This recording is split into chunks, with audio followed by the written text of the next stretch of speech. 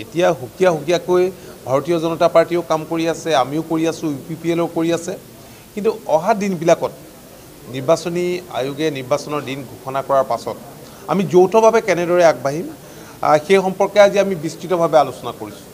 লোকসভা সমষ্টিভিত্তিত আমাৰ যৌথ কমিটি থাকিব, বিধানসভা সমষ্টিভিত্তিত থাকিব, আৰু খুব ক্ল'জলি আমি যদি কাম কৰোঁ আৰু আমি আহি থকা দিনকেইটাত জনসাধাৰণক খুব ক্ষিপ্ৰতাৰে আমি স্পৰ্শ কৰিবলৈ সক্ষম হ'ম। আমি আটাইকেইজন বহি এটা ৰোডমেপ আমি ঠিক কৰিলোঁ আৰু এই ৰোডমেপ অনুসৰি যি লোকসভা নিৰ্বাচন আমাৰ 3টা ফেজত হ'বলৈ গৈ আছে, 14জন আমাৰ প্ৰাৰ্থী মিত্ৰগোষ্ঠীত, এই 14জন প্ৰাৰ্থীক আমি কিদৰে জনতাৰ মাজত লৈ যাম আৰু জনতাৰ ভোট আমি কিদৰে গ্ৰহণ কৰিম বা কিদৰে আমি আহ্বান জনাম, এই গোটেইখিনি কথা ইয়াত আজি বিতংভাৱে চৰ্চা কৰা হয়।